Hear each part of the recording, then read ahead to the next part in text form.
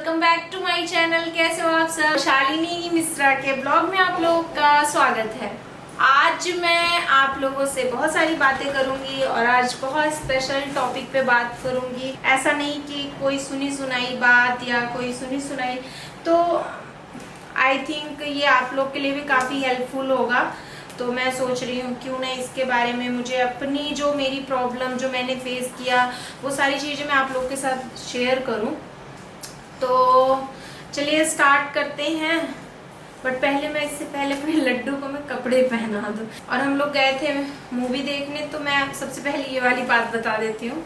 गए थे हम मूवी देखने, बट हुआ यूँ कि हम लड्डू को प्रिया के पास छोड़ कर गए क्योंकि ये सो रहा था, तो हमें लगा भी ये जगेगा नहीं। और वहाँ पे मूवी का टाइम था 10:55 का बेटा। तो 10:55 का था, तो हम लोग वहाँ से टिकट तो ले लिया। बट हम जब प्रिया को कॉल करते हैं कि क्योंकि हम जब जाते हैं कहीं पे तो हमारा ध्यान तो घर में ही रहता है कि पता नहीं बच्चे कैसे होंगे, मतलब क्या कर रहे होंगे, कहीं रो तो नहीं रहा होगा। तो हम हर सेकंड हर टाइम पे कॉल करते रहते हैं प्रिया को।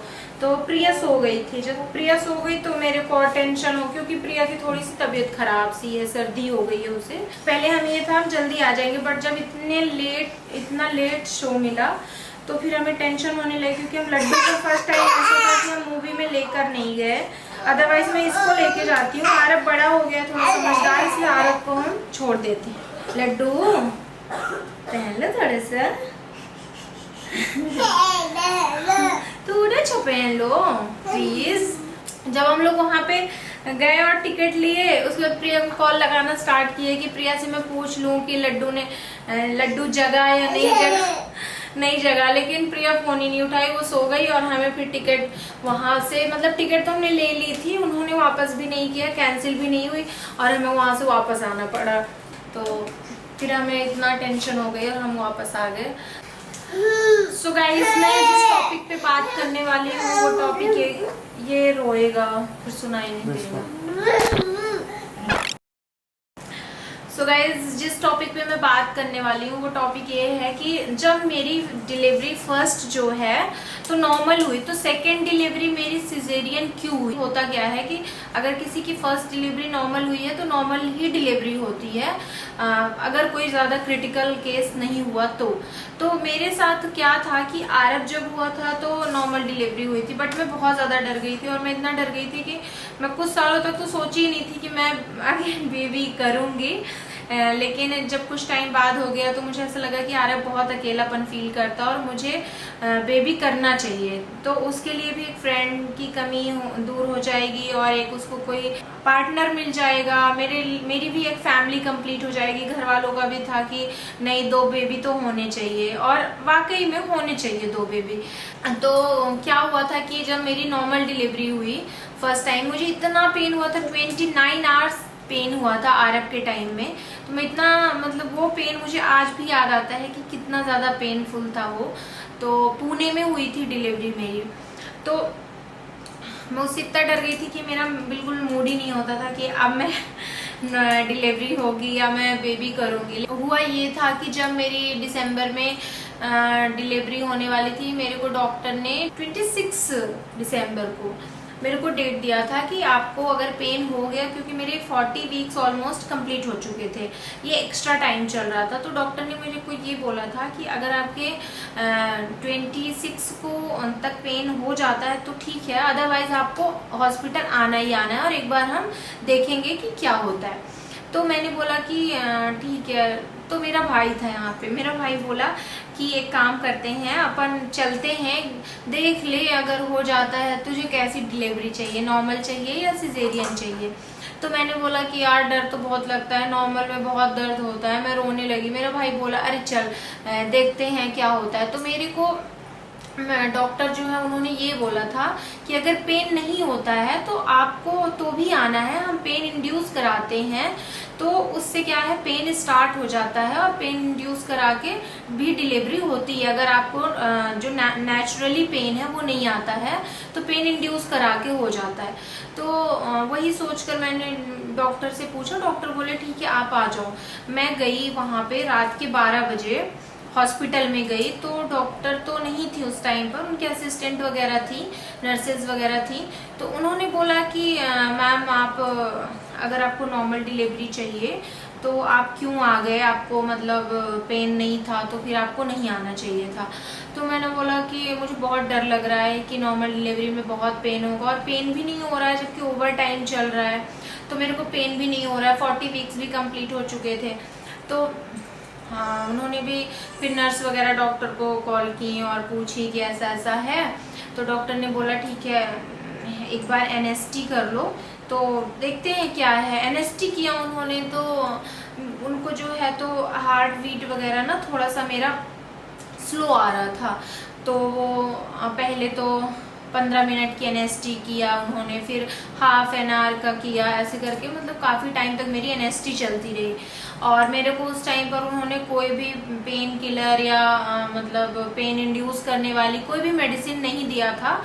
और ये हुआ कि उन्होंने बोला कि अगर आपको नॉर्मल डिलीवरी फर्स्ट हुई है तो आप ट्राई करो कि नॉर्मल हो जाए, और आपका लेकिन हार्ट बीट सही नहीं चल रहा है बेबी का, तो और आपको पेन भी नहीं हो रहा है। तो उन्होंने वो डॉक्टर से बात कर रही थी। इतने में जब मेरी एनएसटी चल रही थी और मेरे को उन्होंने वाकई में कोई भी मेडिसिन नहीं दिया था, और जब मेरे को एनएसटी चली रही थी कि तब मेरे बैक में पेन उठता है मुझे, और थोड़ा सा मुझे पेन हुआ तो मैंने सोचा ऐसी पेन है। हालांकि मुझे जो डिलीवरी का पेन होता है, बेबी होने वाला पेन है, वो मुझे नॉलेज था कि कैसे होता है, क्योंकि आरब के टाइम में मुझे नॉर्मल डिलीवरी हुई तो मुझे ये चीज़ का आइडिया था कि कैसे डिलीवरी होती है। तो मुझे थोड़ा सा पेन हुआ, फिर थोड़ी देर बाद फिर से पेन हुआ, फिर मैं डाउट खाने लगी, मेरे को डाउट होने लगा कहीं इन लोगों ने मेरे को मेडिसिन दिया है या नहीं दिया है, मतलब ये पेन जो होता है वो वाली इंजेक्शन वगैरह। तो मैंने उनसे पूछा आपने मुझे ऐसे कहीं दिया तो नहीं, एनएसटी वगैरह में पागलों वाले क्वेश्चन कर रही थी। उन्होंने बोला मैम आपके सामने आप देखो, आपको मैंने कुछ भी नहीं दिया है। फिर मेरे को वाकई में तब पेन स्टार्ट हो गया। तो मतलब उस दिन मेरे को 22 की रात के हम 12 बजे गए थे, मेरे को पेन होना स्टार्ट हो गया। मैंने उनको बताया मुझे पेन हो रहा है, तो उन्होंने बोला कि ठीक है। वो मेरे को ऊपर लेबर रूम में ले गए, तो वहाँ पे और भी लेडीज़ हैं, मतलब अपना अपना एक अलग अलग पार्टीशन बना हुआ था। तो वहाँ पे सब लोग, कोई रो रहा था, कोई कुछ। मैं और डर गई, मैं बोला यार मेरे को पेन स्टार्ट हो गया और मैं क्या करूं। मैं मतलब बहुत डरी हुई थी। मैंने उनसे बहुत सारी चीज़ें कंफर्म की कि अगर मैं सिजेरियन करवा लूं तो, हालांकि डॉक्टर्स वगैरह मैं कहूँगी वाकई में बहुत अच्छे होते हैं। उन्होंने बोला कि नर्सेज जो थी उन्होंने मेरे को मतलब बार बार यही बोला कि नहीं आप सीजर पे मत जाओ, ये एक बड़ा ऑपरेशन होता है, अपनी जो पेट की 7 लेयर हैं वो कट जाती हैं, तो आप इस पे ना जाओ। अगर नेचुरली आपको हुआ है तो आपको इजीली हो जाएगा, कुछ भी क्रिटिकल नहीं है, तो आप क्यों जाना चाहते हो। तो मेरा माइंड सेट ये हो गया था कि नहीं मेरे को सिजेरियन जाना है, सिजेरियन ये दिमाग में था। और फिर जब उन्होंने ऐसा बोला तो मुझे भी लगा, मेरे हस्बैंड भी नहीं चाहते थे कि मैं सिजेरियन जाऊँ, लेकिन वो मेरी प्रॉब्लम सुन के मैं बार बार बोलती थी मुझे बहुत दर्द होगा, बहुत दर्द। तो वो मतलब ऐसा था कि वो शांत थे कि उनको समझ में नहीं आ रहा था कि मैं क्या करूं। तो जब मेरे को वहाँ की नर्स वगैरह और डॉक्टर ने कॉल किया, और जो वहाँ की और डॉक्टर आई उधर इमरजेंसी की, तो उन्होंने बोला कि मैम आप मत जाओ सिजेरियन में। तो मैंने मूड सेट कर लिया, मैंने बोला कि नॉर्मल डिलीवरी में हस्बैंड को तो आने रहने देंगे ना वहाँ पे आसपास। तो बोली हाँ। मैंने बोला अगर वो रहेंगे तो फिर मैं नॉर्मल डिलीवरी भी करवा लूँगी, कोई इशू नहीं है। मुझे ऐसा लगता है कि मेरे हस्बैंड अगर मेरे आसपास रहते तो मेरे दर्द होते हुए भी मुझे दर्द नहीं है, ऐसा मुझे फील होता है, बहुत अच्छा सा फील होता है। तो इसके बाद वो मुझे लेबर रूम में लेके गए और वहाँ पे मेरे को उन्होंने लेटा दिया, और वहाँ पे भी मेरी एनएसटी फिर से चलने लगी। जब मेरी एनएसटी चलने लगी तो उन्होंने मतलब ये देखा और मेरे को पेन होने लगा, मतलब पेन हो रहा था मेरे को। तो लगातार पेन होना स्टार्ट हुआ, मतलब 5 मिनट में, 3 मिनट में, ऐसे करके मेरे को बार बार पेन आता, पेन जाता, पेन आता, पेन जाता। उसके बाद वो मेरी लगातार एनएसटी कर रहे थे और बार बार वो मेरे हस्बैंड को बता रहे थे, मुझे बता रहे थे कि आप देखो इनका हार्ट बीट कितना ज़्यादा बेबी का गिर रहा है, बेबी का हार्ट बीट कितना गिर रहा है। तो जैसे जैसे मेरे को पेन आ रहा था वैसे वैसे बेबी का हार्ट बीट नीचे गिर रहा था। तो उन्होंने बोला कि मैम मैं पूरी कोशिश करना चाहती हूँ कि आपकी नॉर्मल डिलीवरी और आपको नॉर्मल डिलीवरी हो जाए, बट पता नहीं क्यों ऐसा लग रहा है कि मतलब कुछ भी सही नहीं हो रहा है, आपकी बेबी की हार्ट बीट गिर रही है। तो मेरे हस्बैंड ने बोला कि मैम प्लीज़ अगर कुछ ऐसी बात हो कि मतलब कहते हैं ना कि सी सेक्शन के ज़्यादा चार्जेस होते हैं इसलिए वो लोग सी सेक्शन करते हैं, बट ऐसा नहीं था। उस हॉस्पिटल में मैं Cloud9 में करवाई थी, तो उस हॉस्पिटल में C section and normal delivery दोनों के चार्जेस सेम थे। तो ऐसा कोई केस नहीं था कि नहीं वो, बल्कि उनका बेड ऊपर से ज़्यादा बिजी हो जाता है तो वो ट्राई करते हैं कि नॉर्मल डिलीवरी कर दें। तो ये हॉस्पिटल का ऐसा कुछ भी ये नहीं था कि नहीं हमें सी सेक्शन करना है।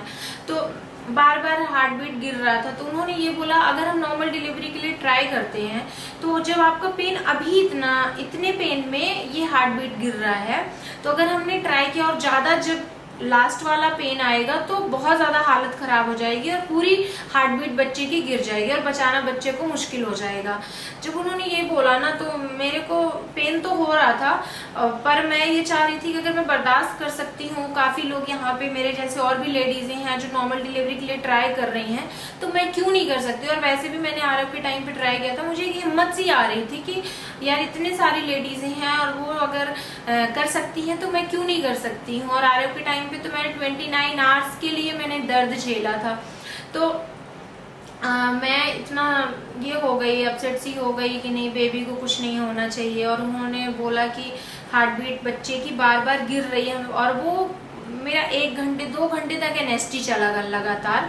मेरे को मतलब ये कितना 2:30 बजे की बात है, उन्होंने तुरंत बोला जब एनएसटी बार बार गिरती ही जा रही थी कि जैसे जैसे मेरे को पेन बढ़ रहा था एनएसटी गिर रही थी, मतलब हार्ट बीट गिर रही थी। तुरंत मेरे को नली वगैरह लगाया और बोला कि ऑपरेशन थिएटर ले जाना पड़ेगा। अचानक से मतलब उन्होंने पूरा सेटअप वगैरह बनाया, डॉक्टर को कॉल किया कि ऐसा ऐसा है, डॉक्टर भी आ गई। और 3 बजे गाइस मेरे को ओटी में ले गए और 3 बजे मैं पूछी कि कितना टाइम लगेगा, मतलब ओटी में जा रही हूँ कितना टाइम लगेगा, तो उन्होंने बोला कुछ नहीं आप बस 20 मिनट में बाहर आ जाओगे। और मैं गई, उन्होंने जो भी इनका क्या हुआ क्या नहीं वो सारी चीज़ें मैं आपको एक नेक्स्ट ब्लॉग में बताऊंगी, क्योंकि ये ब्लॉग काफ़ी लंबा हो जाएगा। इसके बाद मेरा बेटा हुआ और मैं काफ़ी खुश थी, तो मेरे को 1-2 घंटे बाद होश आ गया था, लेकिन उतना ज़्यादा मैं दिमाग से ये नहीं थी बहुत ज़्यादा। और समझ सकते हो आप लोग जब जिसका ऑपरेशन हुआ हो 1-2 घंटे बाद, मैं खुश थी, बट ये था कि मेरे को बेटी हो जाए, बेटी नहीं हुई बेटा हुआ, बट मैं बहुत खुश थी तब भी। मन था कि एक बेटा है तो बेटी हो जाए, वैसे भी मुझे बेटियां बहुत पसंद है, बट ठीक है भगवान को जो पसंद था वो हो गया। तो इस तरह से मतलब मेरे को हुआ था। और हाँ एक चीज़ और, जब मैं पेन के लिए डर रही थी तो डॉक्टर ने मुझे ये भी बोला था, सजेस्ट किया था कि आजकल एक आर्टिफिशियल एक पेन होता है, अगर आप नॉर्मल डिलीवरी करते हो तो एक पेन को रोकने के लिए एक इंजेक्शन देते हैं, वो लोग इंजेक्ट करते हैं, कोई एपिड्यूरल है ना, वो इधर पे लोअर बैक में, वो लोअर बैक में देते हैं, तो उससे आपका पेन कम हो जाता है, कुछ परसेंटेज कम होता है, तो उससे आपका पेन जो है ना नॉर्मल डिलीवरी भी हो जाती है और उससे आपको पेन भी नहीं होता है। पेनलेस डिलीवरी एक्चुअली उसको बोलते हैं कि पेनलेस डिलीवरी हो जाती है उससे। वो देने का टाइम ही नहीं आया क्योंकि वो सी सेक्शन हो गया, नहीं तो मैं बहुत खुश थी कि मेरी नॉर्मल डिलीवरी हो जाएगी और मुझे पेन भी नहीं होगा क्योंकि पेनलेस डिलीवरी होने वाली है। तो ये सारी चीज़ें थी, तो मतलब पता नहीं क्या हुआ कि मुझे सी सेक्शन हो गया।